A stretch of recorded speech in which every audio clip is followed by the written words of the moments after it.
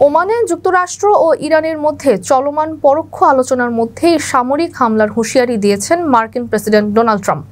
সোমবার এক সংবাদ সম্মেলনে ট্রাম্প বলেন, পারমাণবিক কর্মসূচি থেকে সরে না এলে ইরানের পারমাণবিক স্থাপনাগুলোর ওপর সামরিক হামলা চালানো হবে। তিনি বলেন, ইরানকে পারমাণবিক অস্ত্রের ধারণা থেকেও সরে আসতে হবে।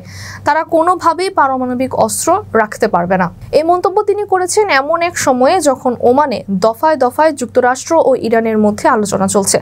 আলোচনাকে উভয় পক্ষ ইতিবাচক ও গঠনমূলক হিসেবে অভিহিত করলেও ট্রাম্প মনে করেন ইরান আলোচনায় অগ্রগতি না ঘটিয়ে শুধু সময় ক্ষেপণ করছে। ওমানে অনুষ্ঠিত আলোচনায় অংশ নেন যুক্তরাষ্ট্রের বিশেষ দূত স্টিভ উইটকফ এবং একজন জ্যেষ্ঠ ইরানি কর্মকর্তা। আলোচনায় পরবর্তী পর্ব শনিবার আবারও ওমানে অনুষ্ঠিত হওয়ার কথা রয়েছে।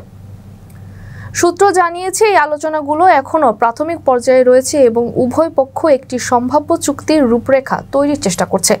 তবে ট্রাম্প সাফ জানিয়ে দিয়েছেন, চুক্তি স্পষ্ট হতে হবে। ইরান কোনোভাবেই পারমাণবিক অস্ত্র রাখতে পারবে না, এটি চূড়ান্ত। ইরান অনেকটাই কাছাকাছি পৌঁছে গেছে পারমাণবিক অস্ত্র তৈরির পর্যায়ে, তাই দ্রুত পদক্ষেপ নেওয়া জরুরি। এর আগে গত শনিবার ইরান ও যুক্তরাষ্ট্রের প্রতিনিধিদের মধ্যে মাস্কাটে একটি পরোক্ষ বৈঠক অনুষ্ঠিত হয়। ওমানের পররাষ্ট্রমন্ত্রী বদর বিন হামাদ আল বুসাইদি ওই বৈঠকে ইরানি ও মার্কিন প্রতিনিধিদের মাঝে বার্তা আদান-প্রদানে মধ্যস্থতা করেন। আকর্ষণীয় রেট ও দারুণ সব ডাটা বান্ডেল পেতে আজই ব্যবহার করুন ফ্রেন্ডলি সিম।